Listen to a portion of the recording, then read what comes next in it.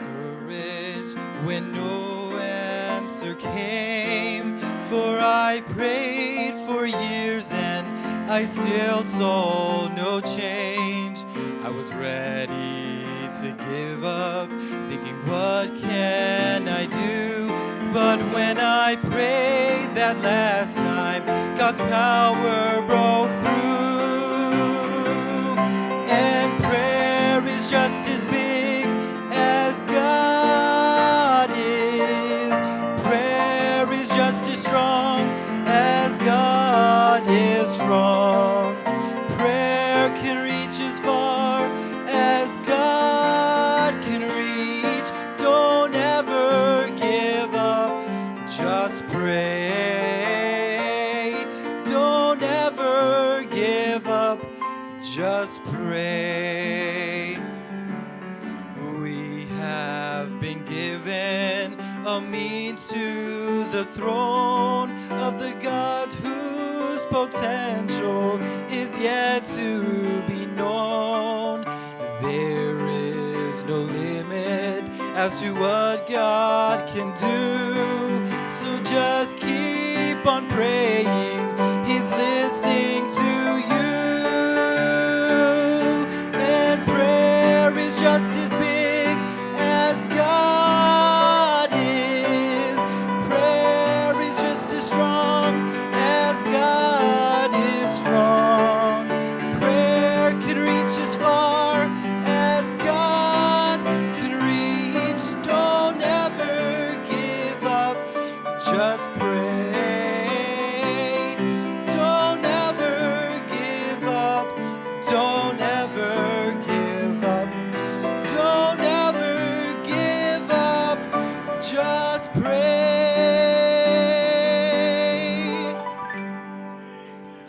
All right, thank you, Jack. All right, did everybody get a handout tonight? You got the sheet we're doing. We are in still, just a reminder, we do have a Sunday school, our monthly Sunday school meeting right after the service, Sunday school teachers and workers in the chapel. And so I'll try to remember, put that right there at the end of the service to let you go first. We've been looking at Proverbs, and we've been looking, we haven't looked at this subject since last year. That was 2 weeks ago. Brother Jim actually preached last week, did a great job, preached on sowing and reaping in your lives. But we've been talking about the angry man. Now, I will say, of all the subjects in Proverbs we've dealt with, this is the one I've got the most reaction from. People saying things like, hey, this is good. It's like, trust me, like I said, those speakers are for you, but I got 3 of them coming right back at me, okay? And so it's just something we have to deal with. And just because you got upset one time doesn't make you an angry person. But we need to watch it so that it doesn't creep in our life because, again, of the many things we've said. We already know what the key to Proverbs is. He wants us to get wisdom, make that the principal thing. Now, just by way of brief review, we have said anger itself is not a sin. By the way, there are some things you should get upset about, but not out of control. You can be upset and not be out of control, okay? And so we've talked a lot about that.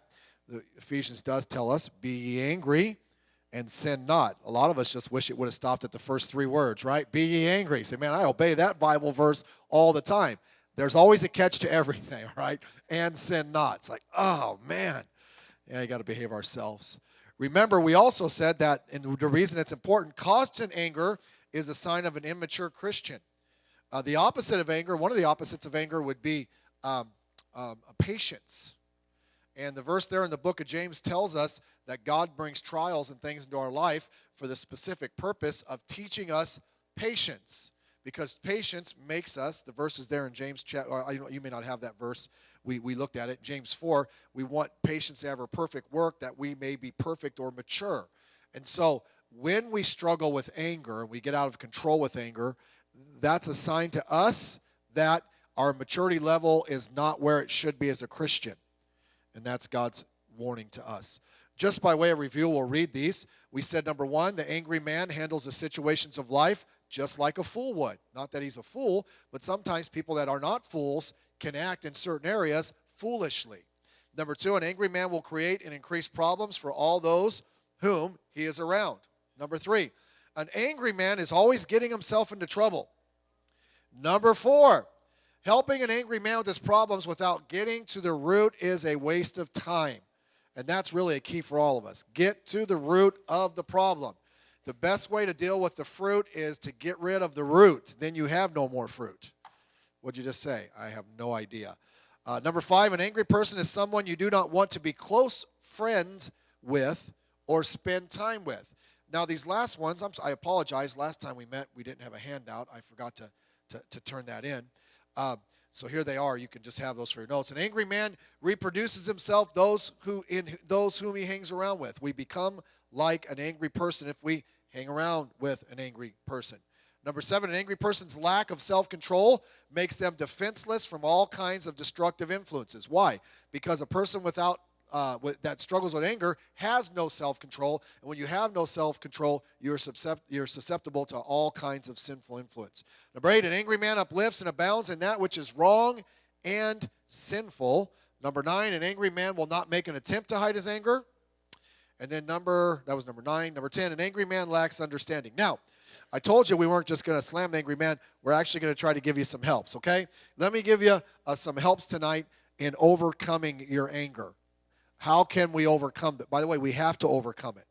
Now, the biggest key, I will say this, I'll give you some suggestions, some things to watch for. The biggest key is what we probably won't get to tonight, we'll get to next time. And if we do that, it'll wipe it out. But there are some keys. Number 1, we've alluded to this in past lessons. Never allow yourself to react in anger. Never allow yourself to react in anger. Proverbs 15:18 says, a wrathful, mad or angry man, stirreth up strife, but he that is slow to anger appeaseth strife. There are 2 ways to handle the problems here. The man who is an angry man, when he gets angry, he reacts, so therefore, whatever the situation is, he stirs it up and makes it worse because he's reacting to the situation. When you react to something, you are typically out of control, okay? The first thing that comes to our mind usually is the wrong thing. Someone is mean to you. Someone cuts in front of you. Someone says something to you. That first thing that bubbles up is usually the flesh, and that's the thing you want to avoid. But when we just react, that's just the first thing that, wham, and that makes the situation work. Have you ever been in a situation, don't raise your hands, because all of us would, and in the situation, you said something. And as soon as you said it, as soon as the words were out of your mouth, you said in your mind, oops, that just made it worse, okay? I would put my both hands and both feet up if I could, but I'd fall. And it's like, you can't take it back, because what happens? You reacted. But he says here, he that is slow to anger appeaseth wrath. He doesn't react to the situation, okay? He thinks about it, and then he acts. Look at the little points underneath the A, B, and C to help us to understand it. If you are, letter A, to do this, you must first see it for what it is. Destructive. Anger is destructive. It's not a personality trait. It's not just a minor flaw in your life. It's not just a result of your upbringing. It's not just who you are or how you handle things. You have to stop and see it for what it is. It is destructive. If you don't see it for that, then you will never have the motivation to work on it. If you're angry, if you get angry and out of control in every little situation, you're destroying all kinds of things, relationships. You can destroy other people. If you're a parent, you can destroy your children. If you're married, you can destroy your marriage. You have to see it for that, okay? See it for what it really is. Letter B, next as in you see it for destructive, then next you must fight the urge to use excuses. Most people are willing to continue as they are and not work on things that are wrong in their life if they feel they have an excuse for what they're doing. By the way, why would you want an excuse? Because your actions, not only do they hurt others, but big time, they're going to hurt you and be destructive in your life. And so when you make excuses for it, yes, you're hurting others, but you're hurting yourself. Don't make excuses. Well, that's just how I am. We get mad at somebody. Well, they were wrong. Okay, and maybe they were wrong, but there's still a way to handle it that's right. I'm justified because of this situation or that situation. By the way, don't allow other people's actions to determine your attitude. Don't do that. I've told a story. I'm not going to tell this story again. I'm not going through it, but a guy I worked with, and someone was doing something at work, and we were in Bible college, and they were trying to get him in trouble. And as we were driving home, I just said, doesn't that make you mad that they're purposely trying to get you in trouble? Don't you just want to, forget you're a Christian for a few minutes and take them outside? And I was just joking around with him, and he said something very profound. He goes, Steve, I decided a long time ago I'm not going to let anybody steal my joy. I'm like, wow, I was just messing around, but that's good. What he said is, I'm not going to allow their actions to determine my actions. And when we excuse our anger on what other people are doing, what we are doing, we are allowing them to put us in a bad situation, and really, we're not allowing them. We're allowing ourselves excuse to do it. Let's not do that. Then letter C, never allow yourself to just react, think before, and then act. That's really what the verse is saying. The angry man doesn't think, he just reacts. So, The wise person thinks, keeps their emotions under control, and then reacts. That helps the situation. Number 2, we mentioned this already. Be careful whom you hang around with. We already saw that. Now we use the backside of the verse, make no friendship with an angry man, and with a furious man thou shalt not go. And the next verse tells us that we become like them. So if we become like them, then what's the principle if we're going to work on our own anger? Okay? Be careful who you're around. Now, if you have an anger issue, and you look around at all your friends and they don't have anger issues, 2 things. Number 1, they haven't hung around with you long enough yet. And number 2, maybe you're the problem. You know what they say, if Bill has a problem with Tom, and Bill has a problem with Sue, and Bill has a problem with Fred, the problem isn't the 3 people I mentioned, it's Bill. Okay? He's the common denominator. But if you look around and you have a lot of friends and they have anger issues, I'm not saying bail out, I'm trying to get them help. Don't hang around with them. It says make no friendship with an angry man. Why? You're going to become like them.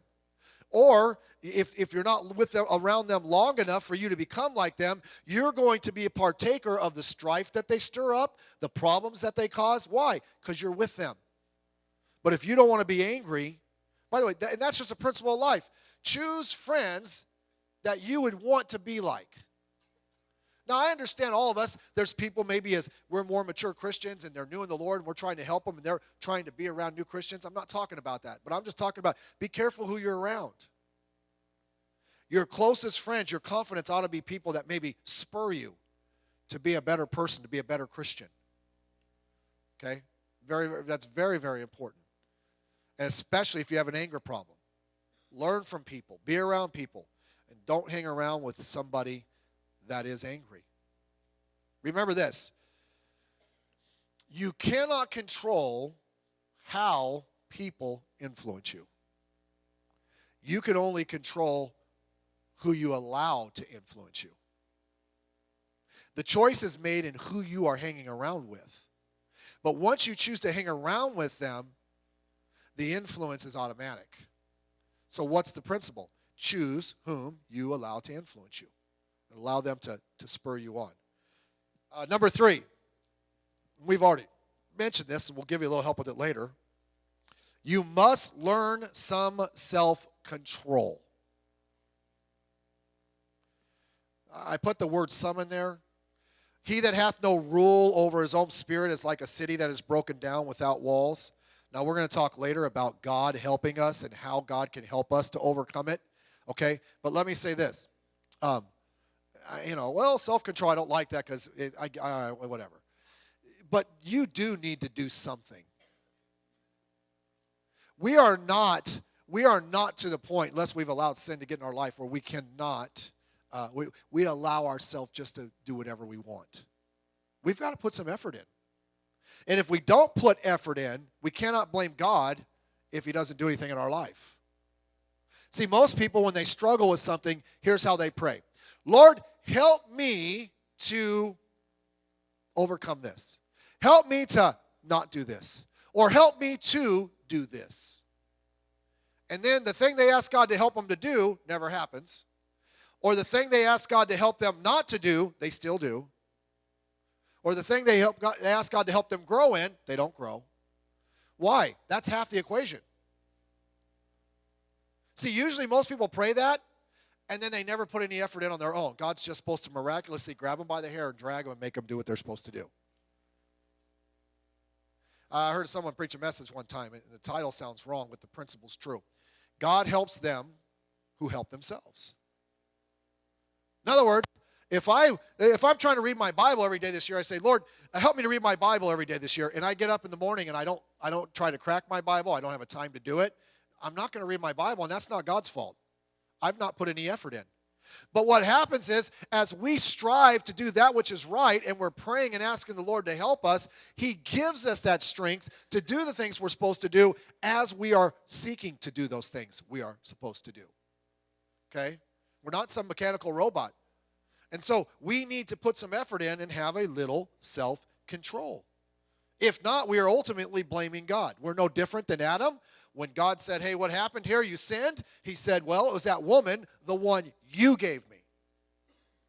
Remember? You gave her to me? It wasn't God's fault. It's his fault. Be careful. You must learn some self-control. He that hath no rule over his own spirit is like a city. He that hath no control over his own spirit. Therefore, we can have some. Say, well, God's not working in my life. That's because we're not allowing him to. We're not putting in the effort that God can use to do something in our life. I hope you understand that. I'm trying to balance both sides of the fence. Number 4, common sense. We've mentioned this. You must become a wise man. You must become a wise man. Now, I didn't say smart. After I dropped out of high school early, I decided I'd go to night school. I don't even know why I decided to go to night school. I already had my GED. My buddy was going to night school, and it just sounded like a good idea. Like, I'll get my diploma that way anyhow, even though I have a GED. And I went to night school, and I dropped out of night school too. But I went for Ray Dowd. I don't know if you remember Ray Dowd. I went with him for about a month, and I'm like, this is stupid. I already have a GED. What am I doing? I dropped out. But I took some kind of psychology class or whatever. And the teacher was talking about your IQ. I don't know if you knew this, but you know, the different, like you call someone a moron, you shouldn't. You know, or a genius. I think genius is one of them, Mensa, and all these different ones, imbecile. Do you know, though, how many of you know, those are actually part of the IQ scale? How many of you knew that? If your IQ was in a certain range, the technical term for you is an imbecile. Now, I don't think anybody's that low in here, all right? And then there's the one above that, I think, is, you know, moron or whatever. And he was telling us that. Now, he said, when it comes to your IQ, you are what you are. You can't change it. In other words, he said, if you're a moron, you're not going to graduate to imbecile. When we're talking, that's encouraging because most of us, we're not up in that Mensa level or genius level, you know what I'm saying? We're not Einsteins in here. I wish we had some. But that's encouraging because, listen, to be successful in life has nothing to do with how smart you are. Some of the people that have the highest IQs, their life's a mess because they have no wisdom. That IQ, that intelligence, does not translate into life. Now, I knew a guy, I remember, I've mentioned many times, a guy on our bus ride I met in Chicago, on the bus route, and he had the whole book of Proverbs memorized, and he was an alcoholic out on the streets. I didn't believe it. I went up to him. I said, someone told me you got the book of Proverbs memorized. He goes, yeah, I do. I said, tell it to me. And he started right in the middle of the book and just went. I'm like, they were lying. So obviously he had the kind of memory he could memorize, and he was actually violating many of the verses he had memorized. So it's not intelligent. So when we're saying become a wise man, it has nothing to do with being smart. If I had to choose between having an high IQ and a bad lifestyle and an anti-God lifestyle, or having a lower IQ and having wisdom, I'll take the lower IQ and the wisdom.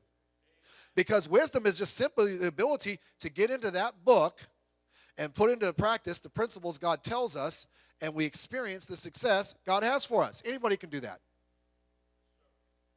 Okay? God can help any of us to do it. Doesn't matter where we're at. It says, he that is slow to wrath is of great understanding, but he that is hasty of spirit exalteth folly. Great understanding. That's part of understanding and having wisdom. Exalting folly. That's someone that's closer to being a fool. I don't care how smart someone is. They're not smart enough to understand God is real and God's ways are better than man's ways. They're not very smart. It just seems in our society, and by the way, it's just we're an anti-God society now. That's all there is to it. All there is to it. You can get up and say anything you want. You can't get up and say anything negative against anybody for their gender orientation, sexual orientation, this, whatever, religious orientation. You can't say anything.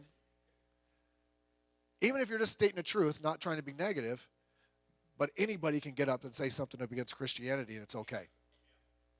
I was listening to a guy, quit listening to him. He was on the radio, and he was talking about, he was a sports guy, and he started talking about something in life, and he made this comment. And by the way, if he made this comment about any other race or religion, he would have got fired. He said, child molesters are predominantly white Christian men. Number one, it's not true. If he would have said white Christian women, he may have got a little bit of slack because he used the word woman. If he would have said Muslim, atheist, he got fired. And if he would have used any other nationality, but Christian, no one cares. Now, I'm not a Mark Jackson fan. He got fired as the coach of the Warriors, and the next year they won the title. That kind of shows that maybe he wasn't as good a coach as they thought he was. And some guy I just heard some guy got on radio or something and slammed him, not for being as good a coach as the coach they have now, but he blamed it on his Christianity and slammed him for being a Bible-thumping Christian. Nothing happened to him. Now, if he would have mentioned any other thing, he would have said, he's a Muslim, that's why there's a problem. The guy would have got fired. Christianity is downplayed. By the way, that didn't used to be that. I was just reading a bunch of quotes today about what great men thought about the Bible. All of our founding fathers, from George Washington to Benjamin Franklin, Thomas Jefferson, even those that weren't Christians, had nothing but positives to say about the Bible, what it taught, and its influence it had to have in our country. They were the intelligentsia of our day. They were the smart guys. Now, if you're a smart person, it's just you can't be smart and believe the Bible and be a Christian. Can I just tell you something? Wisdom is more important than anything. Okay, and we can all have wisdom. God wants us to be wise. And the wiser we are, the more we understand the principles of God's word, and the more we put them into practice in our life, the more we will step away from that angry man that's out of control. So that's why we spent many weeks to start on wisdom. Number 5, don't always have to have your own way. Don't always have to have your own way. Okay? Hatred stirs up strifes, but love covereth all sins. Hatred stirs up, love covers it. Why? Because love doesn't have to have its own way. When you're covering sin, you're putting the other person first. You're putting them first. You're putting them ahead of yourselves. Hatred stirring up strife, the Bible tells us only by pride comes contention or strife because we want our own way.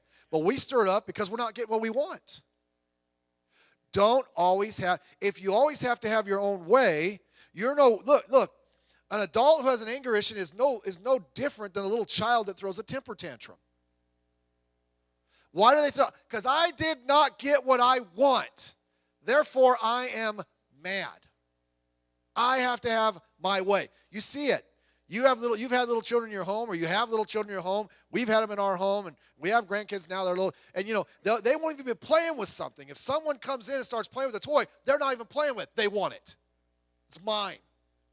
Okay, I gotta have it. Adults, we're like that too sometimes. You ever see someone out of control publicly because they didn't get their way? I mentioned on Sunday, it's the first time in 15 years, the boys were at camp, so I took the girls to Disneyland, of all places. The busiest day probably in their history. Wasn't a good idea. But we went. And we were going there. We were going to get on one of the rides, and there was a lady there, and the worker came up. I guess she had her off to the side because they were doing something. And the lady mentioned she was got to wait for a minute. And the lady that was sitting on the ride just started screaming at her at the top of her lungs. I hate you. I mean, she went off. She was unchanged. She was unplugged. She was gone. And then the lady just said, ma'am, just stand right there. I'll be taken care of. You're yelling at me. You're yelling at me. The worker's like, no problem. I think I'll call security. Or something. She said something about security. Just like a 2-year-old. She didn't hear what she wanted to hear, and she just snapped.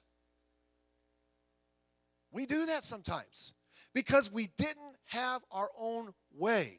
Maturity is learning patience. What's patience is, I don't have to always have mine own way. We don't stir up strifes to get our own way. Spouses, we all have to be careful of this because every spouse has a red button, right? There's that little button you can push that irritates them. That thing that you know gets to them. By the way, try to not have many of those, all right? If your spouse, she goes to that little button that that little issue that irritates you, act calm on the inside like it doesn't bother you. Once they stop, go outside and kick the cat. Don't kick the cat, I'm serious. Go outside and kick the trash can. Okay, don't let them know you did it, though. Say, that doesn't bother me at all. As soon as they leave, go outside, kick the trash can. Ah! Just kidding, don't do that either. That little button, why? That'll help me get my way. I'll get you irritated, and I get my way. Adults are just like children, only we are better at it. And we hide it a little bit better sometimes. Anger is an epitome of selfishness. It's like a pity party for adults. It's a temper tantrum for adults. We don't throw ourselves on the ground and cry and flail away. We do it in other ways. So be very careful. Number 6 goes along with this. Find delight in avoiding confrontations. Proverbs 19:11. The discretion of a man deferreth his anger, and it is his glory to pass over a transgression. Wow. When we have discretion, we want to get angry in a situation that would cause a conflict, but what we do is we defer it. We hold it off. I'm not going to get mad right now. I'm not going to let it get to me. Why? It's his glory to pass over a transgression. I don't want to get in a confrontation here. So seek to try to not start confrontations. Now, all of us, if we're honest, we would all say we could be, if we wanted to, we could be pretty good at starting confrontations, right? We could all just do it. It's not hard. It is not hard at all. I mean, all of us could write a book. We need to get to the point, particularly if anger is a hard issue for us, where we see it in our mind like, I am not going to get in a confrontation. I am going to do everything I can to avoid it. Someone's trying to, prod you. By the way, there are people like that, and you know what I'm talking about. You've either worked with one, hopefully you don't live with one, you were a friend with one, and I hope you're not the last category. You is one. Okay?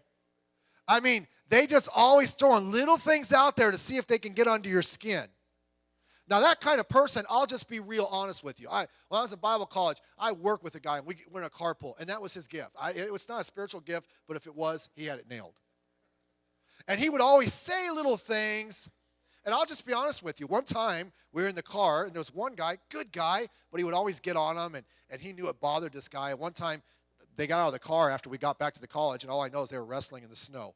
And I'm thinking, he's just doing, to be honest with you, what I would like to do sometimes. I wouldn't mind just just accidentally lose it for just one time and bang his head a little bit on the ground just a couple times. There was snow, so it wasn't like it was hard. But, look, you got to get to the point, it's like, I'm not going to let that bother me. And you can walk away, almost not like a game, but you can walk away and be pleased with yourself. You know what? I could have had an argument there, and I chose to let it go. You know? It's hard. I get it. A wise man sees a potential conflict coming. So what does he do? When he sees the conflict coming, what can I do to avoid it? Or in some cases, some people, if you can't get out of the way and you can't avoid it, and they just have the control of it, what can I do to not react or be a part of it? I'll just let it go. Find delight in avoiding confrontations, because an angry person, they enjoy confrontation. They want it. Bring it on. You know, they're the guy that wanted to be a lawyer and never went to school for a lawyer, so he's gonna do it in his arguing. So, number 7, and we'll be done. So don't react to others' anger. Seek to diffuse it. You say, well, someone's coming after me and they're angry. And they're not coming after me. By the way, if someone comes after you and they're trying to be physical with you, defend yourself. Okay? Well, the Bible says turn the other cheek. You only got 2. All right? Get 1 for free.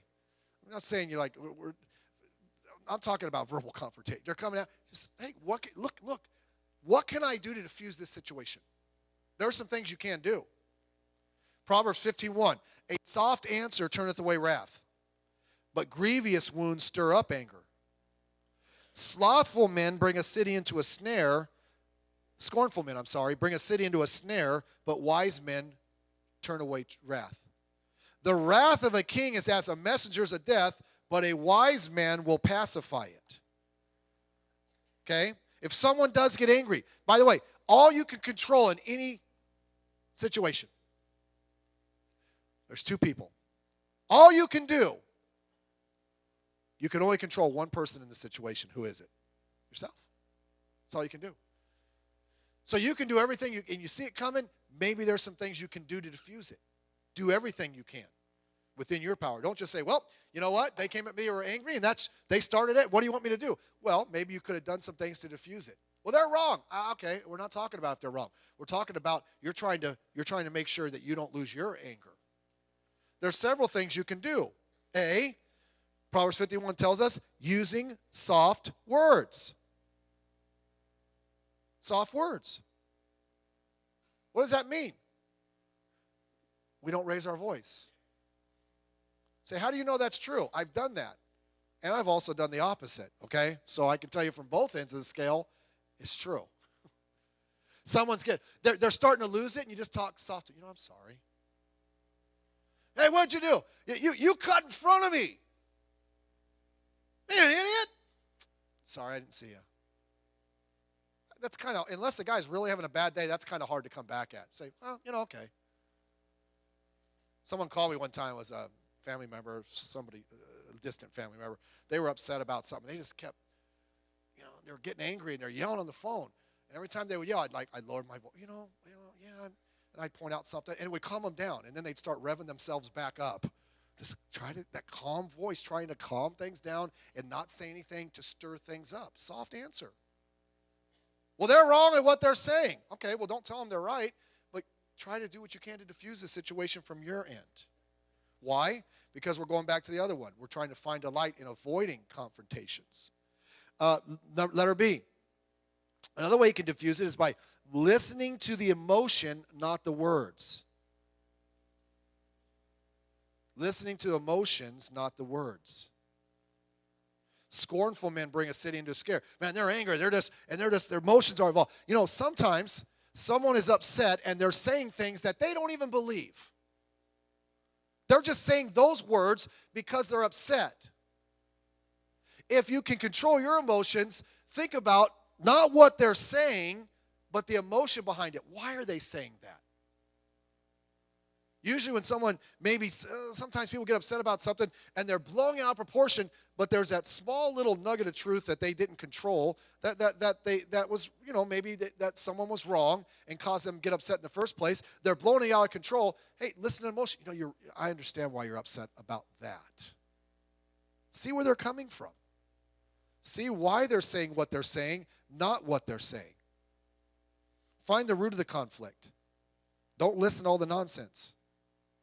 Letter C, especially Proverbs 16:14 tells us, if it is a situation where the person is a leader over you.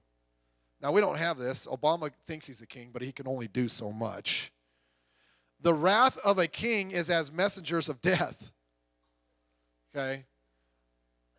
I mean, in North Korea, probably. But primarily in that time, if someone was in charge, king ruled. And he was upset with you, that could mean your head. You remember Joseph when he was in jail, and there were the two guys. There was a baker and the king's cupbearer. I forget which one got, one of them, they were both in jail because the Pharaoh got upset. One of them, he got his job back. The other got his head cut off. I mean, that's just kind of how it was. The king was upset. It could mean death for you. It says, but a wise man will pacify it. By the way, Daniel was like that. We were talking about Daniel when King Nebuchadnezzar in chapter 2 had a dream. He asked the wise men to tell him the dream, and he was mad. They're all going to be killed. And Daniel wisely said, listen, give me a little time and I'll tell you what's going on. I'll take care of it, king. Okay? He pacified the king.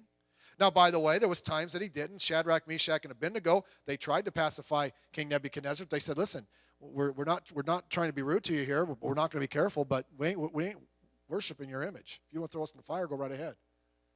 Different situation. But your boss, well, my boss is, hey, your boss is human. Sometimes he has a bad day. Maybe you can diffuse that. Okay? Not always.